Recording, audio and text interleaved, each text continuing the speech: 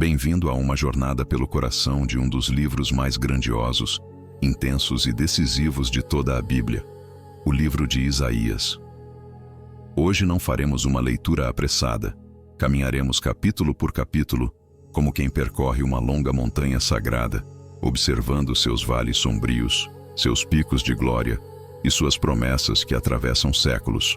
Você verá como Isaías denuncia a corrupção de Judá com uma clareza cortante, como ele contempla a santidade de Deus no templo, em uma visão que faz a terra tremer, e como ele anuncia um futuro de juízo e restauração que ecoa por toda a Escritura. Vamos mergulhar no contexto do reino dividido, no choque entre poder político e fidelidade a Deus, e na surpreendente figura do servo sofredor que surge mais adiante no livro. E fique até o final, porque nos blocos finais veremos como Isaías molda a própria esperança messiânica de Israel e lança sombras proféticas que alcançam o Novo Testamento, um dos pontos mais fortes de todo o livro. Bloco 1. De 7. O Tribunal Divino contra Judá e Jerusalém. Bloco 2 de 7. Visão do Santo e o chamado de Isaías. Bloco 3 de 7. Sinais, crises políticas e a casa de Davi. Bloco 4 de 7. Oráculos contra as nações e o orgulho humano. Bloco 5 de 7. Consolação de Sião e o novo êxodo. Bloco 6 de 7. O servo do Senhor e o sofrimento redentor. Bloco 7 de 7. Novo céu, nova terra e o destino final de Israel. Ao longo desses 7 blocos, acompanharemos Isaías desde os primeiros capítulos, cheios de acusação e julgamento, até as visões de restauração e glória futura. Cada bloco aprofunda um aspecto do livro, conectando história, poesia, teologia e estrutura literária, para que você acompanhe o fluxo completo de Isaías sem se perder. Isaías começa não com uma genealogia ou narrativa histórica, mas com uma cena de acusação solene, como se o próprio céu e a terra fossem convocados a testemunhar contra Judá. Ouvi, ó céus, e dá ouvidos, ó terra. Ecoa o início do livro, estabelecendo imediatamente um tom de julgamento cósmico que transcende disputas políticas locais.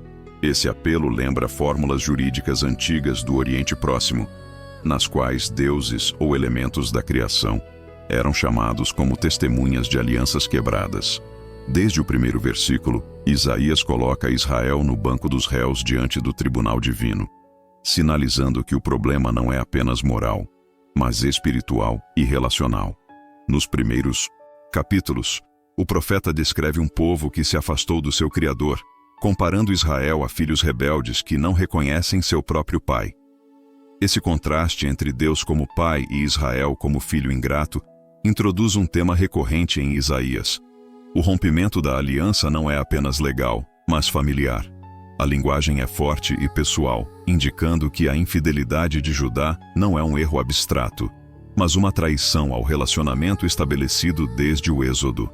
A denúncia se aprofunda quando Isaías descreve a situação de Jerusalém como uma cidade doente, ferida da cabeça aos pés, sem cura nem bálsamo.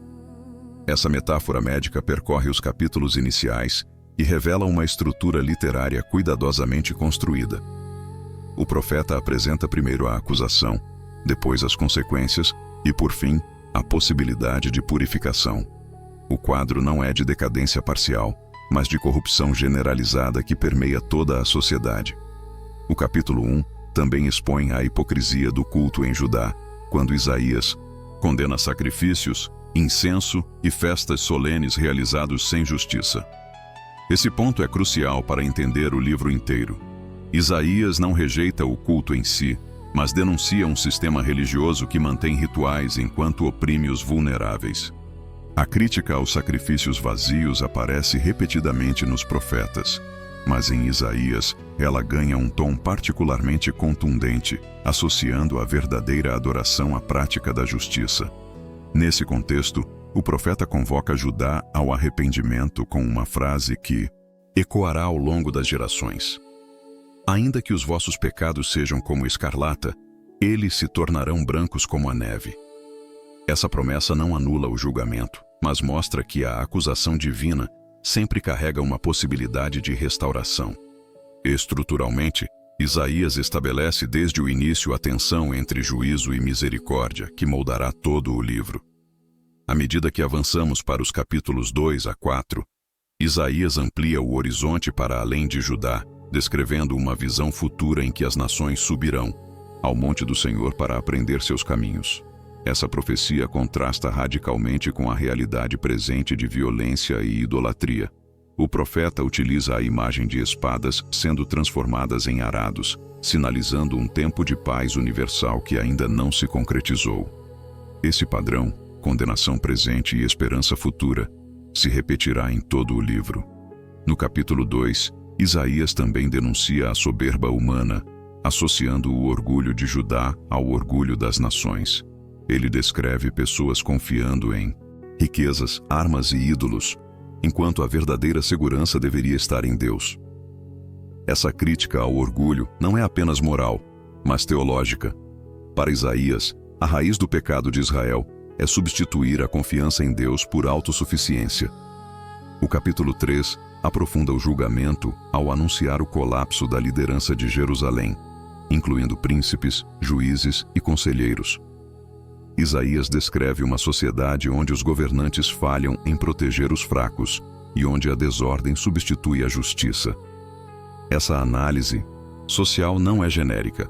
Ela está ancorada no contexto histórico do final do século 8 a.C., período de instabilidade política e ameaça à Síria. No capítulo 4, após o anúncio de destruição e humilhação, surge uma visão de purificação e restauração de Sião.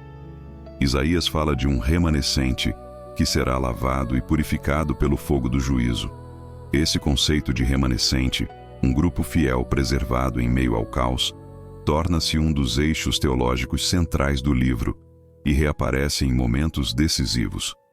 Paralelamente, Isaías utiliza imagens de fogo, nuvem e glória divina sobre o Monte Sião, evocando a presença de Deus no deserto durante o Êxodo. Essa conexão com a história de Israel reforça a ideia de que o julgamento não é o fim, mas parte de um processo de purificação semelhante ao que ocorreu na formação do povo no Sinai. No capítulo 5, o profeta apresenta a famosa canção da vinha, comparando Israel a um vinhedo cuidadosamente plantado por Deus, mas que produziu apenas uvas bravas. Essa metáfora agrícola sintetiza todo o argumento dos primeiros capítulos. Deus fez tudo para que Israel prosperasse, mas o povo respondeu com injustiça. Literariamente, essa canção funciona como uma parábola que conduz ao veredito divino. Isaías lista uma série de ais contra diferentes pecados: ganância, embriaguez, corrupção e desprezo pela palavra de Deus. Esses ais não são apenas lamentações, mas oráculos formais de julgamento que estruturam o capítulo. A repetição cria ritmo e reforça a gravidade das acusações, enquanto conecta problemas individuais a uma crise coletiva. O capítulo 5 termina com a descrição de um exército estrangeiro que virá como instrumento do juízo divino, aludindo à ameaça assíria que pairava sobre Judá. Aqui, Isaías introduz um tema político crucial. Deus governa a história e usa até nações pagãs para cumprir seus propósitos. Esse entrelaçamento entre teologia e geopolítica percorre todo o livro. Estruturalmente, os capítulos 1 a 5 funcionam como um grande prólogo, acusatório que prepara o cenário para a visão decisiva do capítulo 6. Antes de apresentar seu chamado profético, Isaías expõe a condição espiritual de Judá, deixando claro por que o julgamento é necessário. Não há dúvida sobre o estado do povo. O terreno está preparado para a revelação da santidade divina. Ao longo desse primeiro bloco, percebe-se um padrão literário consistente: acusação, descrição do pecado, anúncio de julgamento, vislumbre de esperança. Esse ciclo não é acidental, mas parte da arquitetura do livro. Isaías não apresenta juízo sem misericórdia, nem misericórdia sem juízo. Ambos caminham juntos desde o início. Outro detalhe estrutural importante é a alternância entre prosa e poesia, especialmente nos capítulos iniciais. Isaías utiliza linguagem poética intensa para transmitir emoção e gravidade. mas também recorre a descrições quase jurídicas para fundamentar sua denúncia. Essa combinação de estilos confere ao livro profundidade estética e autoridade retórica. Além disso, os primeiros capítulos estabelecem temas que retornarão ao longo de Isaías: santidade de Deus, justiça social, orgulho humano, remanescente fiel e esperança futura. Nada aparece por acaso, tudo será desenvolvido, aprofundado e ressignificado nos blocos seguintes. Nesse ponto da narrativa, o espectador já percebe que Isaías não é apenas um profeta entre outros, mas uma voz central na tradição bíblica, capaz de articular julgamento, política, culto e esperança em um único discurso coerente. O palco está montado, o conflito está claro, e a tensão cresce para o momento em que o próprio Isaías encontrará o Deus Santo face a face. Isaías inicia com um tribunal divino contra Judá e Jerusalém, denunciando culto vazio, injustiça e orgulho, enquanto introduz os temas do remanescente, do juízo e da esperança futura que moldarão todo o livro. No próximo bloco, veremos a visão do capítulo 6, quando Isaías contempla o santo no templo e recebe seu chamado profético. O momento que define sua missão e o tom de todo o livro. Já vimos o diagnóstico de Isaías sobre Judá e Jerusalém e como o juízo e a esperança caminham juntos. Agora vamos para a visão decisiva do capítulo 6, onde o profeta encontra a santidade de Deus e recebe sua missão. Após a acusação contundente dos capítulos iniciais, o livro de Isaías muda de tom de forma dramática no capítulo 6, deslocando o foco do pecado de Judá para a santidade absoluta de Deus. O cenário não é uma praça pública, nem um campo de batalha, mas o próprio templo em Jerusalém, no ano da morte do rei Uzias, um marco histórico que situa o evento por volta de 740 a.C. Essa data não é casual. Uzias havia sido um rei forte e próspero, mas também marcado por orgulho e transgressão cultual, e sua morte simboliza tanto o fim de uma era política, quanto a instabilidade iminente diante do avanço assírio.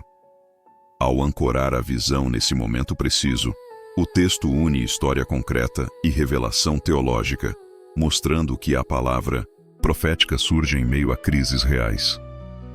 Isaías descreve o Senhor sentado sobre um trono alto e exaltado, com as abas de suas vestes enchendo o templo, uma imagem que combina majestade e transcendência. Diferente das visões privadas de outros profetas, essa cena ocorre no espaço mais sagrado de Israel, reforçando que o Deus que julga Judá não é distante, mas presente no coração do culto nacional. A linguagem visual é carregada de simbolismo. O trono elevado indica a soberania universal, enquanto o templo representa a aliança com Israel, criando uma tensão entre santidade divina e impureza humana. Ao redor do trono, Isaías vê serafins, criaturas celestiais descritas com 6 asas, que servem como guardiões da santidade divina. Com 2 asas cobrem o rosto, reconhecendo que nem mesmo seres celestiais podem contemplar plenamente a glória de Deus. Com 2 cobrem os pés, sugerindo reverência e humildade, e com 2 voam, executando a vontade divina. Essa descrição não é mero detalhe imaginativo, mas uma representação teológica do ambiente celestial em que Deus habita, totalmente separado do pecado humano. O cântico dos serafins ecoa pelo templo: Santo, Santo, Santo é o Senhor dos exércitos, toda a terra está cheia da sua glória. A repetição tripla do adjetivo santo não é acidental. Na poesia hebraica, ela intensifica o atributo até o máximo, indicando que a santidade de Deus é absoluta e incomparável. Além disso, o título Senhor dos Exércitos conecta essa visão com o poder cósmico e militar de Deus, sugerindo que ele governa tanto o céu quanto os conflitos terrenos que ameaçam Judá. A reação física do ambiente é imediata. Os umbrais das portas tremem e o templo se enche de fumaça, evocando manifestações teofânicas semelhantes às do Sinai e do tabernáculo no Êxodo.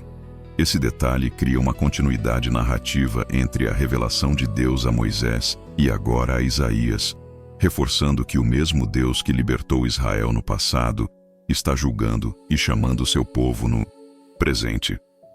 Estruturalmente, o capítulo 6 funciona como um ponto de inflexão no livro, elevando a narrativa de denúncias sociais para uma visão direta do caráter divino. Diante dessa cena, Isaías não reage com coragem profética imediata, mas com profundo terror e autoconsciência. Ai de mim, estou perdido, porque sou um homem de lábios impuros. Essa confissão é teologicamente decisiva, pois mostra que o encontro com a santidade de Deus produz primeiro convicção de pecado, não poder ou glória. Isaías reconhece que não apenas Judá é impuro, mas ele próprio faz parte desse povo, revelando um padrão bíblico recorrente em chamados proféticos, como também ocorre com Moisés e Jeremias. A referência aos lábios impuros não é casual. Ela se relaciona diretamente com a missão futura de Isaías como porta-voz de Deus. O pecado que ele reconhece não é genérico, mas ligado à sua capacidade de falar, ensinar e proclamar. Literariamente, o texto conecta o problema, impureza, com a solução, purificação, de maneira precisa, preparando o terreno para o gesto simbólico que se segue. Um dos serafins voa até Isaías, trazendo uma brasa viva tirada do altar com uma tenaz, tocando seus lábios e declarando que sua culpa foi removida e seu pecado expiado. Esse ato não é sacramento formal, mas um símbolo ritual que representa a purificação divina por meio do fogo do altar, o lugar dos sacrifícios. O gesto revela que a santidade de Deus não apenas expõe o pecado, mas também providencia meios de purificação, um tema que ecoará ao longo do livro. Após essa purificação, a voz do Senhor ecoa: a quem enviarei? Quem há de ir por nós? Essa pergunta não é dirigida apenas a Isaías, mas ressoa como um chamado aberto no conselho divino, sugerindo deliberação celestial. A resposta de Isaías, eis-me aqui, envia-me a mim, marca o momento decisivo de seu chamado profético, transformando-o de testemunha aterrorizada em mensageiro autorizado. O conteúdo da missão, porém, é paradoxal e perturbador. Isaías deve falar a um povo que ouvirá sem entender, verá sem perceber e terá o coração endurecido. Essa comissão não promete sucesso imediato, mas indica que a própria pregação profética fará parte do julgamento de Israel. Literariamente, o texto subverte expectativas comuns de missão profética, mostrando que a palavra de Deus pode tanto revelar quanto ocultar, tanto curar quanto endurecer. Essa ideia de endurecimento não surge isolada em Isaías. Ela se conecta com tradições anteriores, como o endurecimento do coração de Faraó no Êxodo, e reaparecerá mais tarde em textos do Novo Testamento. Estruturalmente, o capítulo 6 funciona como chave hermenêutica para o livro inteiro. A rejeição persistente da mensagem explica por que o juízo se tornará inevitável nos capítulos seguintes. Isaías pergunta então: até quando, Senhor? A resposta divina descreve uma devastação prolongada, cidades arruinadas, casas sem habitantes, campos desolados, até que reste apenas um toco ou tronco remanescente. Essa imagem agrícola de um tronco cortado que ainda contém vida introduz formalmente o conceito de remanescente, que já havia aparecido implicitamente no bloco anterior. O remanescente não é fruto do mérito humano, mas resultado da fidelidade de Deus em preservar uma semente santa. Historicamente, essa profecia antecipa a destruição e o exílio que Israel e Judá experimentarão nos séculos seguintes, primeiro com a Assíria e depois com a Babilônia. Isaías não descreve eventos futuros em detalhes cronológicos, mas estabelece o princípio teológico. O juízo será severo, porém não total. Haverá sobreviventes por meio dos quais Deus continuará a sua obra. Literariamente, o capítulo 6 também funciona como eixo estrutural do livro. Os capítulos 1-5 expuseram o problema do pecado de Judá. O capítulo 6 revela quem é o Deus ofendido e quem é o profeta enviado. Os capítulos seguintes desenvolverão as consequências dessa tensão. Sem essa visão, a dureza das mensagens posteriores pareceria arbitrária. Com ela, tornam-se coerentes e necessárias. Outro detalhe pouco percebido é que o chamado de Isaías ocorre no templo, mas sua missão o levará para fora dele, para confrontar reis, líderes e o povo nas ruas e palácios. Esse movimento do espaço sagrado para o espaço público reflete a dinâmica de todo o livro. A santidade de Deus não se limita ao culto, mas invade a política, a guerra e a vida social. A visão também estabelece um padrão de narrativa profética que se repetirá em Isaías. Encontro com Deus, reconhecimento de pecado, purificação, comissão, anúncio de juízo e esperança. Esse padrão aparece em momentos decisivos posteriores, especialmente quando o livro transita de oráculos de julgamento para mensagens de consolação. Além disso, a descrição dos serafins e do trono elevado reforça um tema central que percorrerá todo Isaías: a absoluta santidade e soberania de Deus sobre todas as nações. Esse tema será fundamental quando o profeta começar a anunciar oráculos contra potências como Assíria e Babilônia, mostrando que nenhum império escapa ao domínio divino. No plano literário, o capítulo 6 também marca uma mudança de voz. Enquanto os capítulos 1 e 5 alternam entre discursos proféticos e cânticos poéticos, aqui a narrativa assume forma autobiográfica explícita. No ano da morte do rei Uzias, eu vi o Senhor. Essa primeira pessoa confere autoridade pessoal à mensagem e aproxima o espectador da experiência do profeta. Ao final do capítulo, o foco recai novamente sobre a terra devastada e o remanescente como tronco sagrado. Essa imagem conecta o chamado de Isaías com o destino de Judá e prepara o terreno para os capítulos seguintes, onde sinais, crises políticas e promessas messiânicas se entrelaçarão. Nada no livro será compreendido plenamente sem essa visão inaugural da santidade divina. Portanto, o capítulo 6 não é apenas um relato místico isolado. Ele é o coração teológico de Isaías, explicando por que o profeta fala com tanta autoridade e por que sua mensagem é tão severa e, ao mesmo tempo, tão esperançosa. O Deus que Isaías vê não é apenas justo, mas absolutamente santo, e é esse Deus que governa a história de Israel. Isaías contempla o Senhor no templo, reconhece sua impureza, é purificado pelo fogo do altar e recebe uma missão paradoxal de falar a um povo endurecido, introduzindo o tema do remanescente que atravessará todo o livro. No próximo bloco, veremos como Isaías confronta crises, políticas concretas, sinais para a casa de Davi, o nascimento do Emanuel e o choque entre fé e poder, enquanto a ameaça à Síria se aproxima de Judá. Já vimos o tribunal divino contra Judá e agora a visão do santo e o chamado de Isaías. A seguir entraremos nas crises políticas e nos sinais dados à casa de Davi, onde a teologia de Isaías encontra a realidade do poder. Depois da visão do santo no capítulo 6, Isaías deixa o templo e entra de vez no terreno da política concreta de Judá. E isso muda o ritmo do livro. A partir dos capítulos 7 e 8, a profecia deixa de ser apenas tribunal e visão celestial e passa a dialogar diretamente com crises históricas específicas que ameaçam Jerusalém. O pano de fundo é o reinado de Acás, descendente de Davi, governando um pequeno reino pressionado por vizinhos mais fortes e pelo avanço do Império Assírio. Isaías não fala no vazio.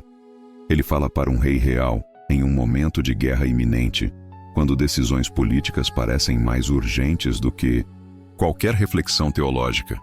O capítulo 7 se abre com uma coalizão militar formada por Rezim, rei da Síria, Arã, e Peca, rei de Israel, o reino do norte, que marcham contra Jerusalém para forçar Judá a entrar em sua aliança ante a Síria. Esse detalhe histórico é decisivo. Judá está entre dois perigos. De um lado, a pressão imediata dos vizinhos, do outro, a ameaça distante, porém esmagadora, da Assíria. Acás, em vez de confiar em Deus, considera recorrer ao próprio rei assírio como aliado, uma decisão que moldará o destino de Judá nas décadas seguintes. Isaías entra nessa cena como profeta e conselheiro político-teológico, não como orador distante.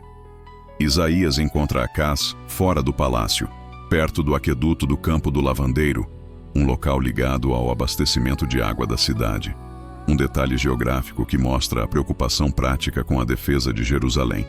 O profeta leva consigo seu filho Sear-Jazube, cujo nome significa um remanescente retornará, transformando o próprio nome da criança em mensagem viva sobre o destino de Judá. Esse uso de nomes simbólicos se tornará um padrão em Isaías, reforçando que a profecia não é apenas discurso, mas ação encarnada na história. A mensagem de Isaías a Acás é surpreendente. Ele deve permanecer calmo e não temer os dois reis inimigos, pois eles são comparados a tochas fumegantes prestes a se apagar. Politicamente, isso desafia a lógica do momento, porque a ameaça parecia real e imediata. Teologicamente, Isaías introduz um princípio central que atravessará o livro. A segurança de Judá não depende de alianças humanas, mas da fidelidade a Deus. A crise externa revela, portanto, uma crise mais profunda, a crise de fé na casa de Davi. Isaías então oferece a Acás um sinal divino, dizendo que ele pode pedir qualquer prova, das profundezas do abismo às alturas do céu. Essa oferta é extraordinária dentro da Bíblia.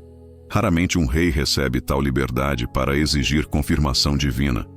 Acás, porém, recusa com uma frase aparentemente piedosa: não pedirei, nem tentarei o Senhor. Mas o texto sugere que sua recusa é na verdade uma forma de encobrir sua decisão já tomada de buscar ajuda à Síria. Isaías denuncia essa falsa espiritualidade como cansaço para Deus, revelando que a recusa não é reverência, mas desconfiança. É nesse contexto que surge a famosa profecia do Emanuel: a Virgem conceberá e dará à luz um filho, e lhe chamará Emanuel. No nível imediato do capítulo 7, o sinal está ligado ao tempo de Acás. Antes que a criança saiba rejeitar o mal e escolher o bem, os dois reis inimigos serão derrotados. Historicamente, isso se cumprirá com a queda de Damasco e Samaria diante da Assíria. Literariamente, porém, o nome Emanuel, Deus conosco, ultrapassa o momento e se torna um tema que ecoará por todo o livro, apontando para a presença de Deus em meio ao juízo. O capítulo 7 não termina em consolo, mas em advertência severa. Isaías anuncia que, por causa da infidelidade de Acás, Deus trará sobre Judá o rei da Assíria como instrumento de julgamento.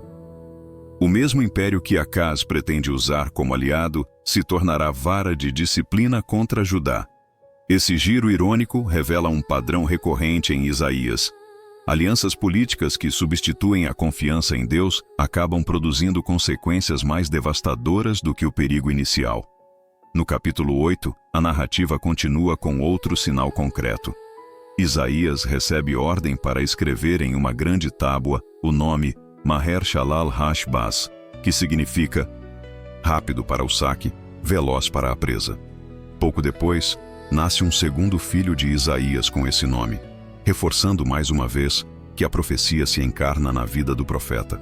O nome anuncia a queda iminente de Damasco e Samaria diante da Assíria, ligando diretamente o sinal ao contexto histórico-militar.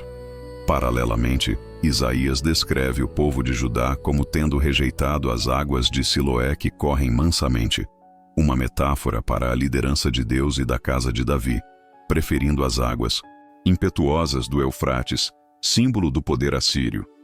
Esse contraste entre águas suaves e águas violentas estrutura o argumento teológico do capítulo. Confiança em Deus é silenciosa e paciente. Confiança em impérios é barulhenta e destrutiva. A própria geografia da linguagem reforça a mensagem. O capítulo 8 também introduz um tema crucial: o medo. Isaías adverte seus discípulos a não temer o que o povo teme, mas a santificar o Senhor dos Exércitos como seu verdadeiro temor. Essa inversão de perspectiva revela que o problema central de Judá não é apenas militar, mas espiritual.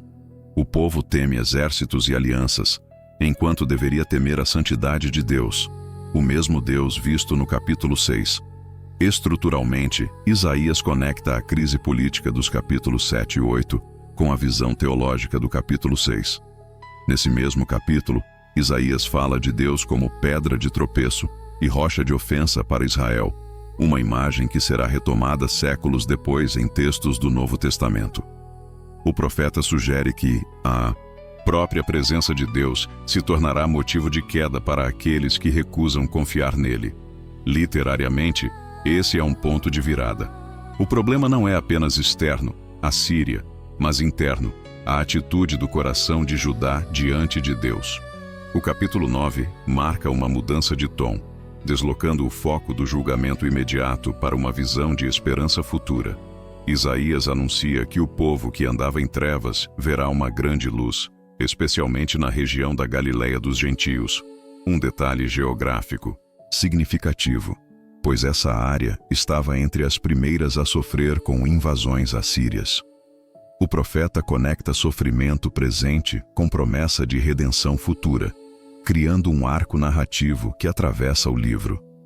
É nesse contexto que surge a famosa profecia do nascimento de uma criança governante. Porque um menino nos nasceu, um filho se nos deu. O governo está sobre seus ombros, e seu nome será Maravilhoso Conselheiro, Deus Forte, Pai da Eternidade, Príncipe da Paz. No nível imediato, essa profecia pode estar ligada à esperança na continuidade da casa de Davi, talvez em um herdeiro real.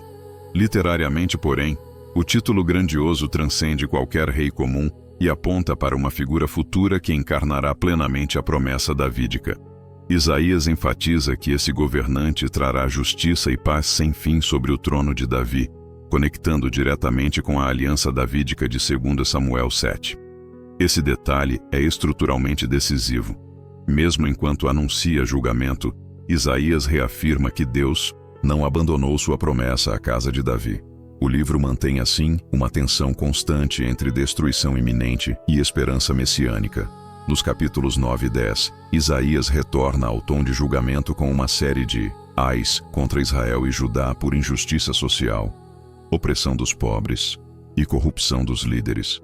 Cada ai segue um padrão retórico que intensifica a denúncia e prepara o anúncio do juízo. O profeta não separa crise política de crise moral. Ambas caminham juntas. A Assíria aparece novamente como instrumento de disciplina divina, mas não como agente autônomo. Isaías descreve a Assíria como vara da ira de Deus, mas também anuncia que esse império será punido por sua arrogância. Esse duplo movimento, Deus usa a Assíria, mas também a julga, revela uma teologia sofisticada da história. Deus governa as nações sem absolver seus pecados. O capítulo 10 termina com a imagem de árvores majestosas sendo cortadas, simbolizando a queda do orgulho assírio. No meio desse cenário de julgamento, surge novamente a ideia do remanescente, agora associada à casa de Davi e à raiz de Jessé, pai de Davi. Essa imagem prepara o terreno para o que virá mais adiante no livro, especialmente nos capítulos de consolação. Estruturalmente, Isaías entrelaça crise política, denúncia moral e esperança davídica em um único fluxo narrativo. Os capítulos 7 e 10, portanto, não são apenas crônicas de guerra, mas teologia em ação.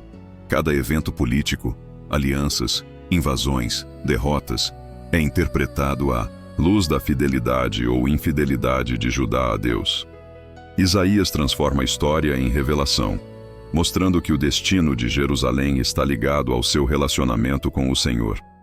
Outro detalhe estrutural importante é que Isaías utiliza sinais concretos. Filhos com nomes simbólicos, imagens de água, metáforas de árvores, para comunicar sua mensagem. Isso cria uma narrativa visual poderosa que acompanha o discurso profético, tornando o livro mais do que uma coleção de oráculos isolados. O espectador acompanha uma história viva, não apenas um conjunto de ideias. À medida que esse bloco avança, fica claro que a crise política não é um episódio passageiro, mas o eixo em torno do qual o livro se desenvolve. A ameaça assíria molda tanto o julgamento quanto a esperança, e a resposta da casa de Davi se torna um teste decisivo de fé. Isaías não está apenas pregando, ele está intervindo na história. No final desse bloco, o livro já percorreu um arco narrativo significativo.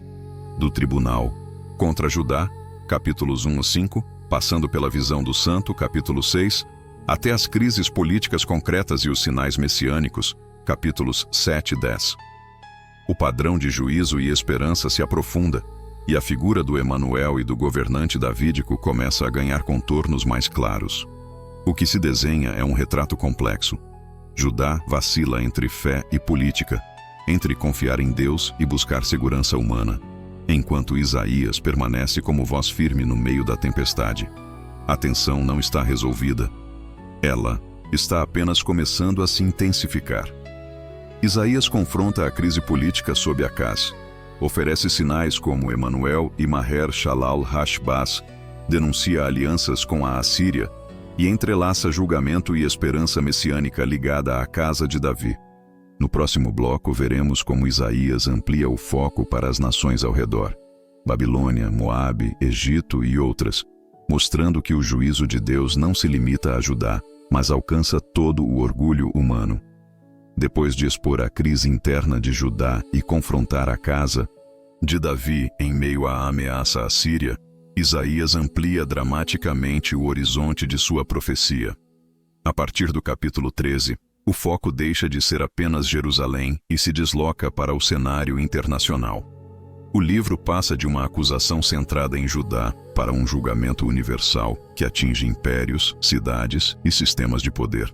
Esse movimento não é acidental. Isaías quer mostrar que o Deus que julga Israel também é o Senhor de todas as nações. O que está em jogo não é apenas a infidelidade de Judá, mas o orgulho humano em escala global. O capítulo 13 abre com um oráculo contra a Babilônia, apresentado como uma visão pesada e solene. Diferente dos capítulos anteriores, em que a Assíria dominava o pano de fundo político, agora surge Babilônia como símbolo máximo de arrogância imperial. Isaías descreve exércitos convocados por Deus como instrumentos de destruição, reunidos não por estratégia humana, mas por decreto divino. Esse detalhe é teologicamente decisivo. As guerras não são meros acidentes históricos, mas estão sob a soberania de Deus. A linguagem do capítulo 13 é cósmica e apocalíptica, com sol escurecendo, estrelas perdendo brilho e a terra tremendo. Isaías não está apenas descrevendo uma batalha militar. Ele está enquadrando a queda de Babilônia como um evento que abala a própria ordem criada. Literariamente, esse recurso eleva o conflito de nível político para nível teológico, sugerindo que o orgulho humano atinge proporções que desafiam a criação inteira. No capítulo 14, Isaías introduz um cântico de escárnio contra o rei de Babilônia, um dos textos mais poéticos e impactantes do livro. O rei é retratado como alguém que tentou exaltar seu trono acima das estrelas e se sentar no monte da Assembleia Divina, linguagem que ecoa temas de Íbris, o orgulho desmedido que desafia a ordem cósmica. Essa passagem não é apenas sátira política. Ela revela um padrão espiritual recorrente. Impérios que se divinizam acabam sendo humilhados. Esse cântico também inclui a famosa imagem da queda como estrela da manhã, uma metáfora que mais tarde será associada a interpretações diversas na tradição judaica e cristã. No contexto imediato de Isaías, porém, o foco é claro. O poder imperial que se coloca no lugar de Deus será derrubado.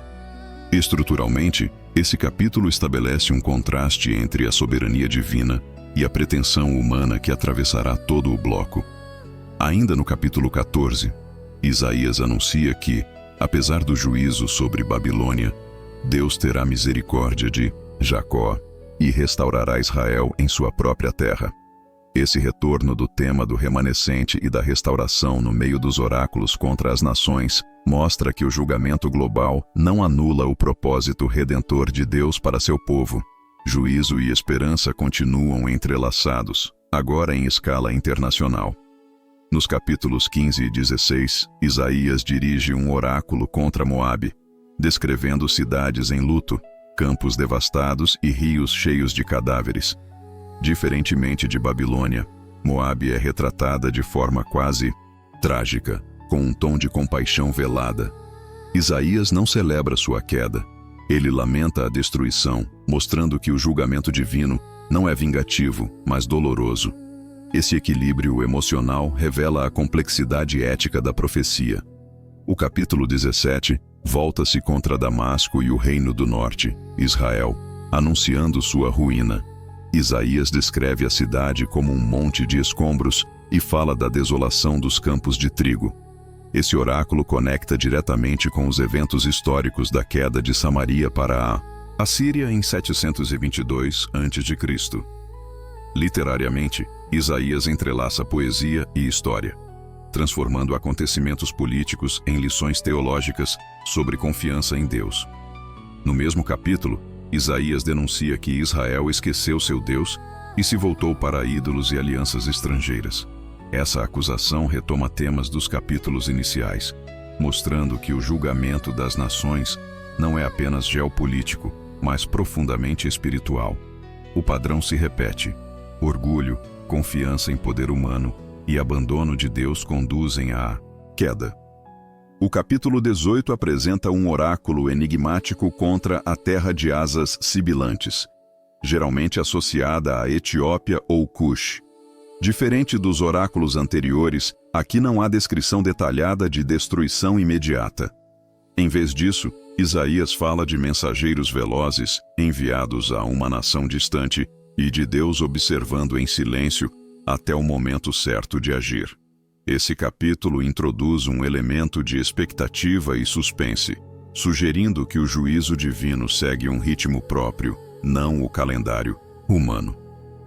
No capítulo 19, Isaías volta-se para o Egito, uma potência antiga e influente no imaginário bíblico. O profeta descreve conflitos internos, economia em colapso, líderes confusos e um rio Nilo que deixa de ser fonte de vida. Esse oráculo é particularmente rico em detalhes históricos e culturais, mostrando que o julgamento de Deus atinge tanto a política quanto a religião e a economia. Egito, que simbolizava a opressão desde o Êxodo, agora aparece como objeto de disciplina divina. Surpreendentemente, o capítulo 19 termina com uma nota de esperança para o Egito e a Assíria, falando de um futuro em que ambos adorarão o Senhor ao lado de Israel. Esse movimento quebra expectativas. Isaías não apresenta o julgamento das nações como destino final, mas como parte de um plano maior de reconciliação. Estruturalmente, esse é um dos momentos mais universais do livro, expandindo a visão de salvação para além das fronteiras de Israel. O capítulo 20 oferece uma cena simbólica, impactante. Isaías caminha nu e descalço por 3 anos como sinal contra o Egito e a Etiópia. Esse ato performático reforça a mensagem de que confiar nessas nações para proteção contra a Assíria será vergonhoso e inútil. Aqui, o profeta não apenas fala, ele encarna a profecia em seu próprio corpo, intensificando o impacto visual e emocional da mensagem. Nos capítulos 21 a 23, Isaías apresenta uma série de oráculos adicionais contra Babilônia, Edom, Arábia e Tiro.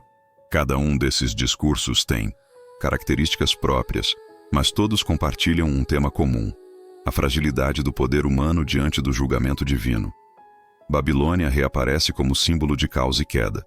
Edom representa a hostilidade fraterna contra Israel. Arábia simboliza vulnerabilidade econômica. E Tiro, grande centro comercial marítimo, encarna a soberba da riqueza. O capítulo 23, em particular, é notável por seu retrato de Tiro, a cidade fenícia famosa por seu comércio internacional. Isaías descreve portos vazios, navios em luto e mercados silenciados, pintando um quadro vívido do colapso econômico. Esse oráculo revela que o juízo de Deus alcança não apenas sistemas políticos, mas também estruturas econômicas globais baseadas em ganância e ostentação. Ao longo desse bloco, Isaías alterna entre linguagem poética elevada e referências históricas concretas, criando um tecido narrativo denso. Cada nação é tratada individualmente, mas todas estão inseridas em um mesmo quadro teológico. Deus é soberano sobre toda a terra. Esse princípio une os oráculos e evita que eles pareçam uma coleção desconexa de discursos. Outro padrão estrutural importante é a repetição de motivos como orgulho, segurança ilusória, idolatria e confiança em poder humano. Babilônia confia em sua grandeza, Egito em sua sabedoria, Tiro em sua riqueza, e todos são confrontados pelo mesmo Deus. Isaías constrói assim uma teologia coerente da história. Impérios ascendem e caem, mas o Senhor permanece. Além disso, esse bloco amplia o alcance do conceito de remanescente. Enquanto nos capítulos anteriores o remanescente estava ligado principalmente a Israel, agora surgem vislumbres de um remanescente entre as nações, especialmente no final do capítulo 19. Isso prepara o terreno para as grandes visões universais de restauração que aparecerão mais adiante no livro. Literariamente, os oráculos contra as nações funcionam como um grande interlúdio entre a crise de Judá, capítulos 7 e 10, e as promessas de consolação que começarão a ganhar força nos capítulos seguintes. Isaías interrompe a narrativa centrada em Jerusalém para mostrar que o drama de Judá está inserido em um drama muito maior: o confronto entre Deus e o orgulho humano em escala global. Ao mesmo tempo, esse bloco reforça a credibilidade de Isaías como profeta. Muitos dos eventos anunciados, como a queda de Samaria, a destruição de cidades e o declínio de potências regionais, correspondem a acontecimentos históricos reais do século 8 e 7 a.C. O livro não é apenas teologia, é também leitura profética da história em tempo real. É importante notar que Isaías não celebra a destruição das nações como vingança contra inimigos de Israel. Em vários momentos, o tom é de lamento, especialmente em relação a Moabe e Tiro. Isso revela que o juízo divino, embora necessário, é sempre apresentado com gravidade e dor, não com triunfo arrogante. No final desse bloco, o espectador percebe que Isaías construiu uma visão abrangente do mundo. Jerusalém, Assíria, Babilônia, Egito, Tiro, todos estão sob o mesmo céu governado por Deus. A história humana, com seus impérios e conflitos, não está fora do controle divino. Ela é palco do julgamento e da redenção. Estruturalmente, os capítulos 13 e 23 também criam um contraste importante com o que virá a seguir. Enquanto aqui predominam oráculos de julgamento, os capítulos posteriores trarão consolação, restauração e a figura do servo do Senhor. Isaías, portanto, não termina com condenação. Ele prepara o terreno para a esperança. Isaías amplia o foco para as nações, anunciando juízo contra a Babilônia, Moabe, Damasco, Egito e Tiro, expondo o orgulho humano e afirmando a soberania universal de Deus, enquanto mantém vislumbres de restauração e remanescente. No próximo bloco, veremos como Isaías desloca o tom de julgamento para consolação, anunciando o novo êxodo, a restauração de Sião e a promessa de um Deus que transforma deserto em jardim. Já vimos o tribunal contra Judá, a visão do santo, as crises políticas sob Acaz e agora o julgamento das nações. A seguir, entraremos na grande virada do livro, quando Isaías começa a proclamar consolação, libertação e um novo começo para Israel. Depois de um longo arco de julgamentos, primeiro contra Judá, depois contra as nações, o livro de Isaías entra em uma virada decisiva a partir do capítulo 40. O tom muda de maneira tão clara que muitos leitores ao longo da história notaram essa transição como um novo movimento dentro do próprio livro. Isaías deixa de falar primordialmente de ameaça e destruição e passa a anunciar consolo, restauração e redenção futura. Essa mudança não é uma interrupção, mas um desdobramento lógico. Depois do juízo, vem a promessa de um novo começo. O capítulo 40 se abre com uma das frases mais marcantes de toda a Bíblia. Consolai, consolai o meu povo, diz o vosso Deus. Não é Isaías falando por conta própria. É uma ordem divina dirigida aos mensageiros celestiais e proféticos. Essa repetição do verbo consolar marca o início de uma nova seção que muitos estudiosos chamam de Livro da Consolação. A mensagem central é clara. O tempo de disciplina chegou ao fim, e Deus está prestes a agir para libertar seu povo. Isaías descreve uma voz clamando no deserto para preparar o caminho do Senhor, nivelando montes e vales para que a glória de Deus seja revelada. Essa imagem evoca diretamente o Êxodo, quando Deus conduziu Israel pelo deserto, abrindo caminho diante deles. Literariamente, o profeta não está apenas falando de um retorno físico do exílio, ele está pintando o quadro de um novo êxodo, uma libertação ainda mais grandiosa do que a primeira. No mesmo capítulo, Isaías contrasta a fragilidade humana com a eternidade de Deus. Toda a carne é como a erva, mas a palavra do nosso Deus permanece para sempre. Esse contraste não é meramente filosófico. Ele fundamenta a esperança do povo. Se a libertação dependesse de reis humanos ou impérios, ela seria instável. Mas porque depende da palavra de Deus, ela é segura e irrevogável. Isaías então apresenta Deus como o pastor que apacenta seu rebanho, reunindo os cordeiros nos braços e conduzindo suavemente as ovelhas que amamentam. Essa mudança de imagem, de juiz para pastor, revela uma dimensão profundamente relacional do caráter divino. O mesmo Deus que julgou agora cuida, restaura e guia.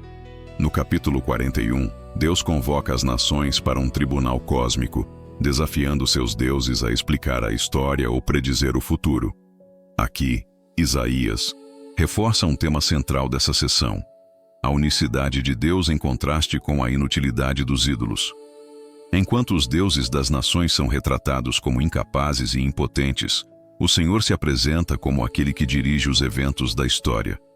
Nesse contexto, Deus se dirige diretamente a Israel, chamando-o de servo e reafirmando sua escolha. Não temas, porque eu estou contigo. Essa promessa é tanto pessoal quanto nacional, dirigida ao povo exilado que se sente esquecido e abandonado.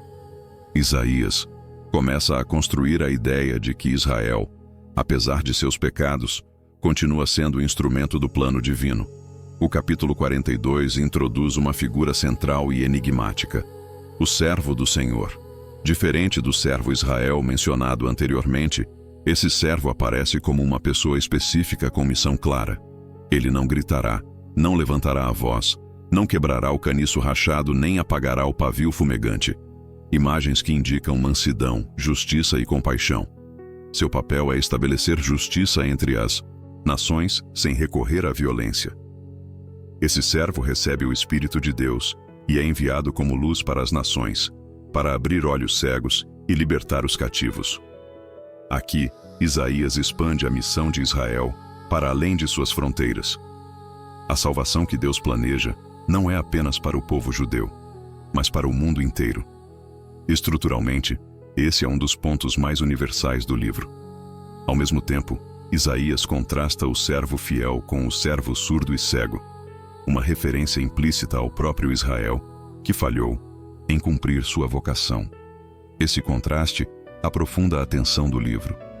Deus ainda quer usar Israel, mas reconhece sua incapacidade sem intervenção divina. No capítulo 43, Deus reafirma sua fidelidade a Israel com linguagem profundamente redentora. Eu te remi, chamei-te pelo teu nome, tu és meu. Ele promete estar com o povo mesmo quando atravessarem águas profundas e fogo, ecoando claramente a travessia do Mar Vermelho no Êxodo. O passado de libertação torna-se garantia do futuro. Isaías também introduz uma promessa surpreendente. Deus fará uma coisa nova, abrindo caminho no deserto e rios no ermo. Essa imagem reforça o tema do novo Êxodo, mas agora em escala cósmica e simbólica. O retorno do exílio não será apenas uma repetição do passado, mas uma transformação radical. Nos capítulos 44 e 45, Isaías aprofunda a crítica à idolatria, descrevendo artesãos que moldam deuses de madeira e depois se curvam diante deles. Essa sátira não é apenas humorística, ela serve para demonstrar a irracionalidade de confiar em objetos criados pelas próprias mãos humanas. Em contraste, Deus se apresenta como o único Criador dos céus e da terra. É nesse contexto que surge a figura de Ciro, rei da Pérsia, chamado por Deus de seu ungido. Isaías anuncia que Ciro será instrumento divino para libertar Israel do exílio babilônico, mesmo sem conhecer pessoalmente o Senhor. Esse detalhe histórico é notável. Décadas antes de Ciro nascer, o profeta já o apresenta como peça-chave no plano de Deus. Isso reforça a soberania divina sobre a história. O capítulo 49 retoma o tema do servo do Senhor, agora falando em primeira pessoa. O servo descreve ter sido formado desde o ventre para trazer de volta Jacó e restaurar Israel. Mas sua missão não se limita ao povo judeu. Ele é estabelecido como luz para as nações, para levar salvação até os confins da terra. Esse duplo foco, Israel e as nações, estrutura grande parte dessa seção. No capítulo 50, Isaías apresenta um diálogo dramático entre Deus e Israel, rejeitando a ideia de que o exílio foi resultado de abandono divino arbitrário. Em vez disso, Deus afirma que o povo foi entregue por causa de suas transgressões.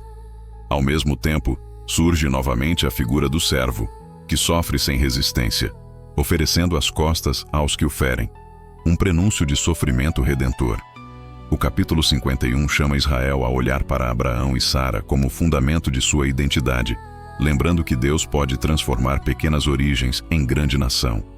Essa referência patriarcal conecta o novo êxodo com a promessa original feita a Abraão, mostrando continuidade na história da salvação. Isaías então convoca Sião a despertar e vestir-se de força, descrevendo a libertação como um despertar do sono. Essa linguagem poética cria uma sensação de iminência. A redenção não é distante, está prestes a acontecer. O profeta alterna entre promessa divina e chamado ao povo para responder com fé. No capítulo 52, Isaías anuncia que o Senhor consolará Sião e que as boas novas da salvação ecoarão sobre os montes.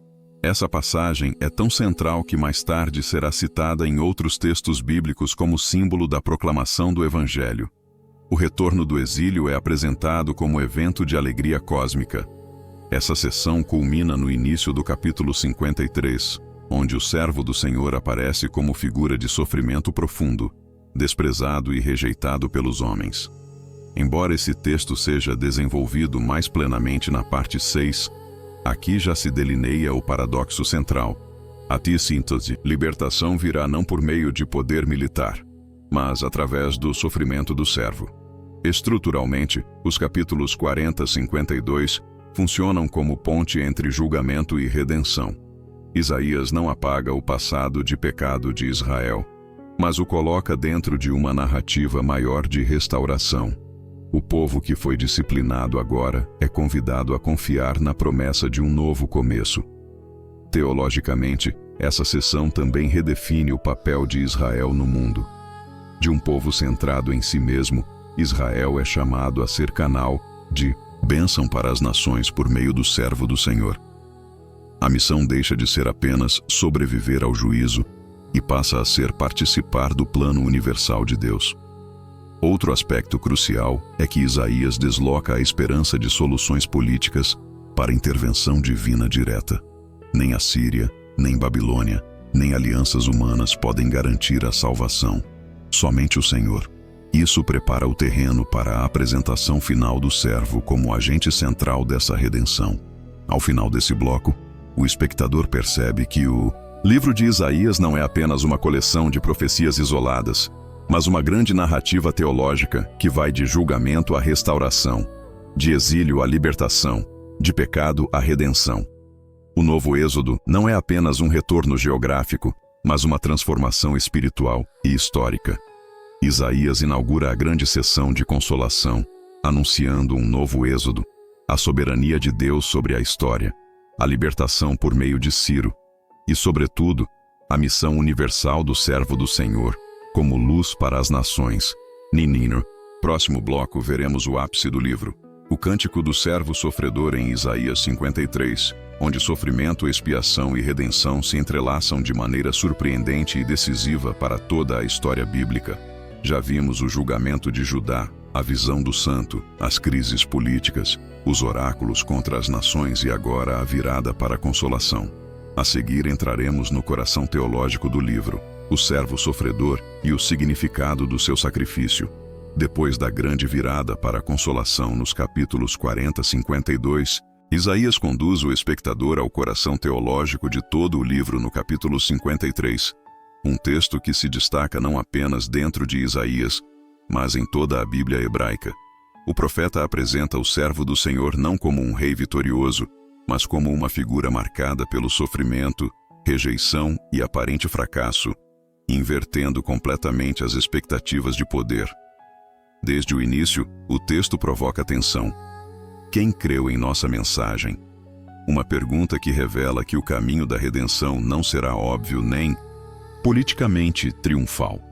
Isaías descreve o servo como alguém que subiu como renovo tenro e raiz em terra seca, linguagem que o conecta à linhagem davídica e à imagem do remanescente, mas também enfatiza sua fragilidade.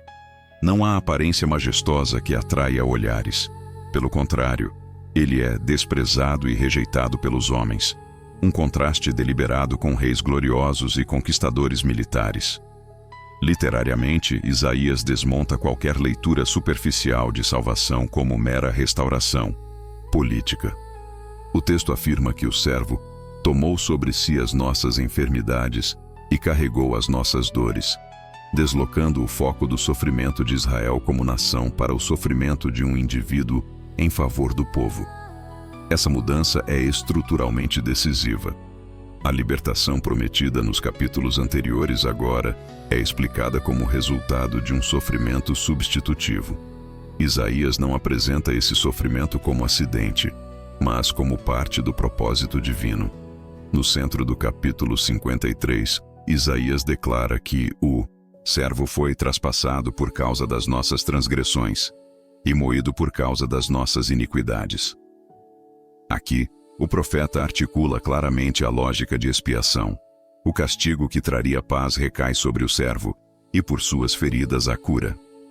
Essa linguagem ecoa conceitos sacrificiais do sistema do templo, mas agora aplicados a uma pessoa, não a um animal ritual.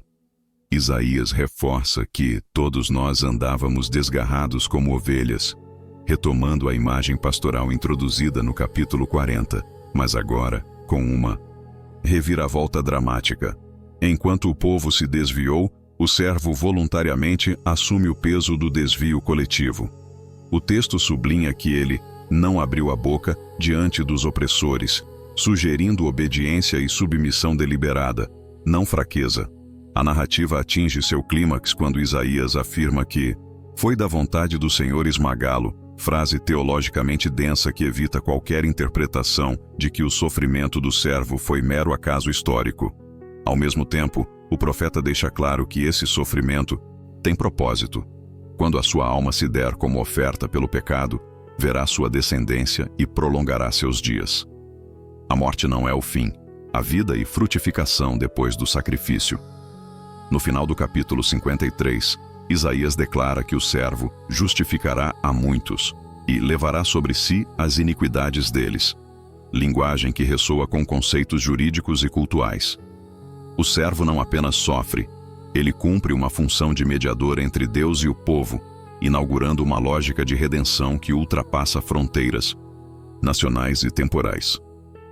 A partir do capítulo 54, o tom muda novamente, agora para celebração e expansão. Isaías convoca Sião, comparada a uma mulher estéril e abandonada, a cantar de alegria porque seus filhos serão numerosos.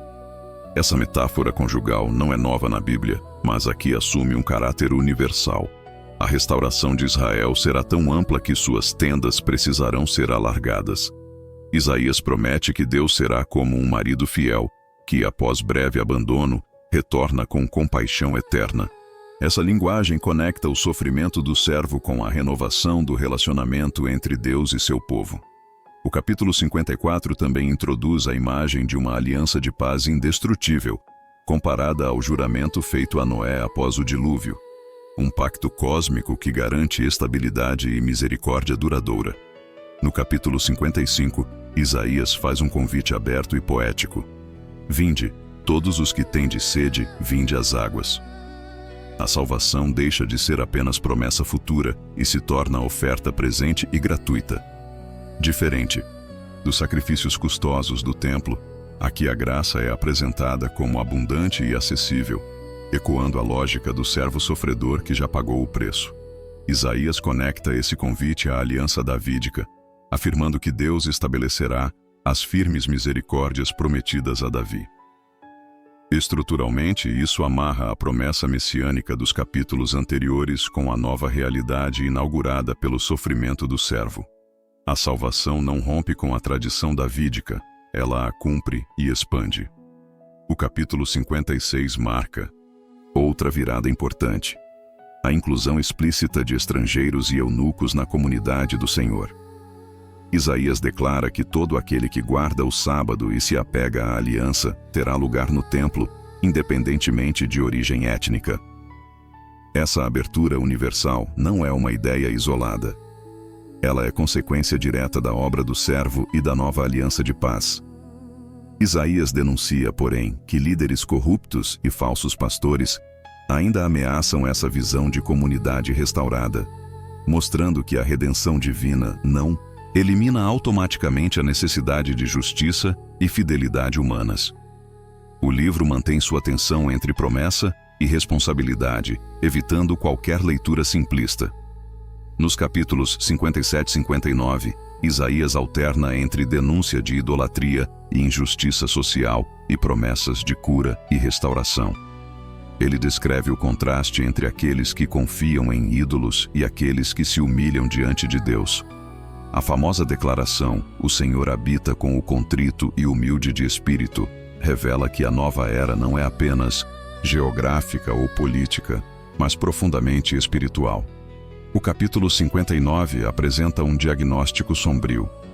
As iniquidades do povo criaram separação entre eles e Deus, e a justiça parece ausente. Isaías pinta um quadro vívido de corrupção, mentira e violência, mostrando que a libertação prometida ainda enfrenta obstáculos internos. No entanto, esse capítulo termina com uma intervenção divina decisiva. O Senhor se levanta como guerreiro para trazer salvação. Aqui surge novamente a figura do Redentor, que vem a Sião para afastar a impiedade de Jacó, conectando diretamente com a obra do servo sofredor. O livro cria uma ponte entre sofrimento expiatório, capítulo 53, e vitória divina, capítulo 59, sugerindo que ambos fazem parte do mesmo plano de redenção. No capítulo 60, Isaías retorna ao tom de celebração, descrevendo Sião como uma cidade resplandecente para a qual as nações afluem com suas riquezas. Reis e povos estrangeiros vêm trazer honra, invertendo a antiga relação de opressão e exílio. Essa visão não é imperialismo israelita, mas cumprimento da promessa de que Israel seria luz para as nações. Isaías também descreve transformação cósmica e urbana, muralhas chamadas salvação, portas chamadas louvor, e uma presença contínua do Senhor como luz eterna. O foco não é apenas retorno físico, mas renovação total, espiritual, social e cósmica. No capítulo 61, a figura do ungido do Senhor reaparece, proclamando boas novas aos pobres, libertação aos cativos e o ano aceitável do Senhor. Esse texto conecta diretamente com a missão do servo e com o tema do novo Êxodo, agora articulado em termos de restauração social e espiritual. Isaías descreve Sião como noiva adornada com justiça, reforçando a metáfora conjugal e mostrando que a relação entre Deus e seu povo foi plenamente restaurada. O sofrimento do servo não apenas pagou a dívida, ele preparou o caminho para uma nova identidade gloriosa para Israel. Estruturalmente, os capítulos 53 e 61 formam o núcleo redentor do livro. O movimento é claro: sofrimento substitutivo, nova aliança de paz, inclusão das nações, intervenção divina final, glorificação de Sião. Isaías não apresenta esses temas como fragmentos, mas como partes de um arco coerente. Teologicamente, essa seção redefine a natureza da salvação. Ela não é conquistada por armas, alianças ou mérito humano, mas concedida por meio do servo que sofre e do Deus que intervém soberanamente. O livro de Isaías atinge aqui seu ponto mais profundo e universal. Ao final desse bloco, o espectador percebe que o juízo anunciado nos capítulos iniciais encontra sua resposta definitiva, não em destruição, mas em redenção. O Deus que é santo no capítulo 6 é o mesmo que justifica, cura e restaura, por meio do servo, no capítulo 53. A tensão entre julgamento e misericórdia, tão presente desde o início do livro, agora encontra equilíbrio. Deus é justo ao punir o pecado, mas também misericordioso ao prover salvação. Essa síntese é o coração teológico de Isaías. Isaías apresenta o servo sofredor que carrega o pecado do povo, capítulo 53, inaugura uma nova aliança de paz, 54-55, amplia a inclusão das nações, 56, denuncia a injustiça persistente, 57-59, e proclama a glorificação de Sião e a libertação universal, 60-61. No próximo e último bloco, veremos a consumação dessa visão, novos céus e nova terra, o juízo final, a restauração completa de Jerusalém e o fechamento grandioso do livro de Isaías. Já percorremos julgamento de Judá, visão do santo, crises, políticas, oráculos contra as nações, consolação e agora o ápice do servo sofredor. Resta ainda o grande desfecho cósmico, novos céus, nova terra e o destino final de Israel e das nações. Após o clímax redentor do servo sofredor e a promessa de uma nova aliança de paz, Isaías conduz a narrativa para o horizonte final da história, nos capítulos 62 a 66. O tom agora é escatológico, cósmico e definitivo, como se o profeta ampliasse a lente para mostrar não apenas o destino de Jerusalém, mas o destino do próprio mundo. A restauração prometida nos blocos anteriores não se limita a um retorno do exílio, ela aponta para uma transformação total da criação. O capítulo 62 começa com Isaías falando em primeira pessoa, declarando que não se calará até que a justiça de Sião brilhe como o amanhecer e sua salvação como uma tocha acesa. Esse compromisso profético revela urgência e perseverança. A promessa de restauração não é vaga, ela está em movimento. Jerusalém recebe novos nomes. Hepzibá, meu prazer está nela, e Beulá, casada, sinalizando que o relacionamento entre Deus e seu povo foi plenamente restaurado. Isaías descreve sentinelas colocadas sobre os muros de Jerusalém, que não devem descansar dia nem noite, lembrando continuamente o Senhor de suas promessas. Essa imagem conecta o destino da cidade com a intercessão persistente, sugerindo que a história divina avança em diálogo com a oração do povo. Ao mesmo tempo, o profeta anuncia que as nações verão a glória de Sião, invertendo a antiga condição de vergonha e exílio. No capítulo 63, Isaías apresenta uma figura misteriosa que vem de Edom, com vestes tingidas de vermelho, como alguém que pisa uvas em um lagar. Esse personagem é identificado como o Senhor em julgamento, que pisou as nações em sua ira. A cena é vívida e intensa, reforçando que a redenção prometida não elimina o juízo, ela o consuma. O mesmo Deus que salva também julga com justiça. Esse capítulo também inclui uma oração de memória histórica, na Minusé, qual Isaías relembra os feitos de Deus no Êxodo, a travessia do mar, a condução pelo deserto, a presença do Espírito no meio do povo. Essa recapitulação não é nostálgica, ela fundamenta a esperança futura. O Deus que libertou no passado é o mesmo que agora agirá de forma definitiva. No capítulo 64, Isaías expressa um lamento profundo. Ó, se fendesses os céus e descesses! Um clamor por intervenção divina direta. O profeta reconhece a culpa do povo, comparando suas obras a trapos de imundícia, e admite que Israel se desviou. Esse momento de confissão coletiva revela que a restauração final não ignora o problema do pecado, mas o confronta honestamente. Isaías então apela para Deus como oleiro e Israel como barro, uma metáfora que enfatiza soberania divina e dependência humana. Essa imagem conecta o fechamento do livro com o início da narrativa, onde Deus também julgou o orgulho humano. Agora, porém, o foco não é apenas juízo, mas remodelação, uma nova criação moldada pelas mãos de Deus. O capítulo 65 marca uma virada decisiva para a visão final do livro.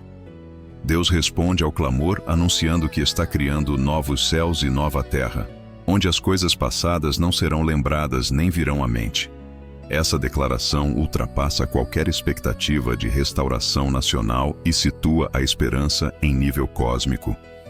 Isaías não está falando apenas de reconstrução de Jerusalém, mas de renovação total da criação.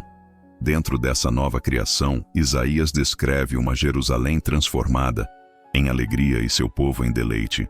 Crianças não morrerão prematuramente, idosos viverão plenamente seus dias, casas serão habitadas por quem as construiu, e plantações serão colhidas por quem semeou.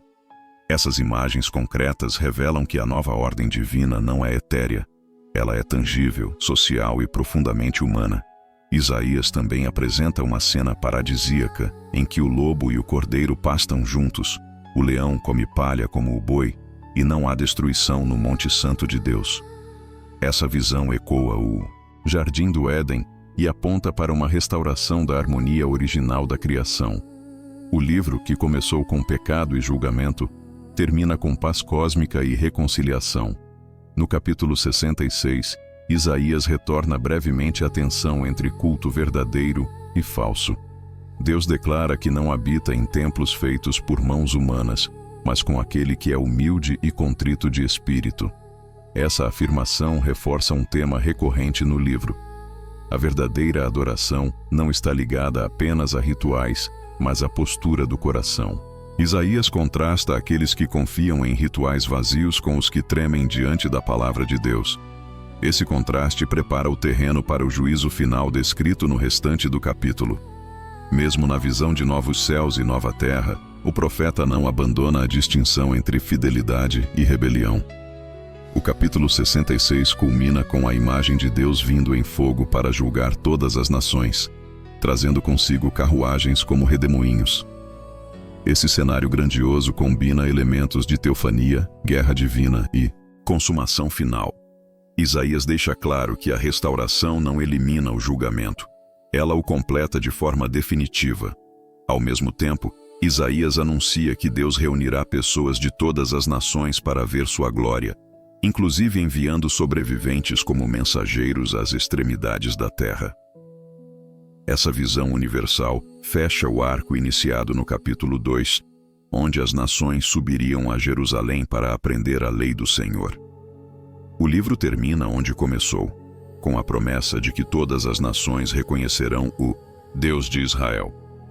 O desfecho final do livro apresenta uma imagem perturbadora e solene.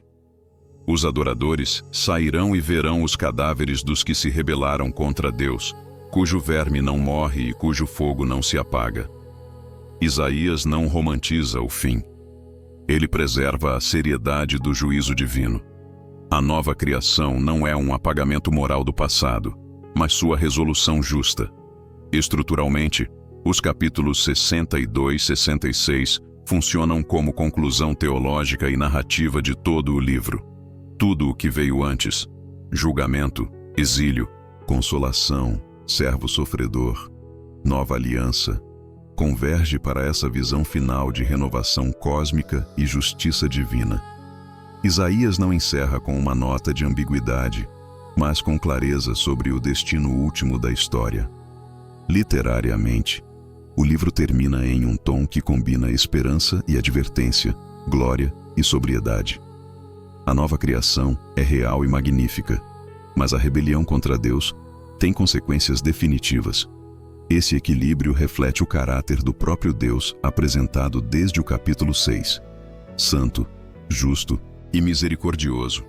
Teologicamente, Isaías oferece uma das visões mais abrangentes da Bíblia sobre o plano de Deus. Ele começa com denúncia de pecado e termina com novos céus e nova terra. Começa com Jerusalém em crise e termina com Jerusalém glorificada. Começa com juízo e termina com redenção universal. O arco é completo. Ao longo de todo o livro, Isaías constrói uma narrativa que vai do particular ao universal, do histórico ao cósmico, do imediato ao eterno. A Assíria, Babilônia, Ciro, o servo, sofredor, o remanescente, a nova aliança, tudo converge para a consumação final. Nada foi acidental. Cada bloco contribuiu para essa visão grandiosa. O livro de Isaías, portanto, não é apenas uma coleção de profecias isoladas, mas uma grande teologia da história.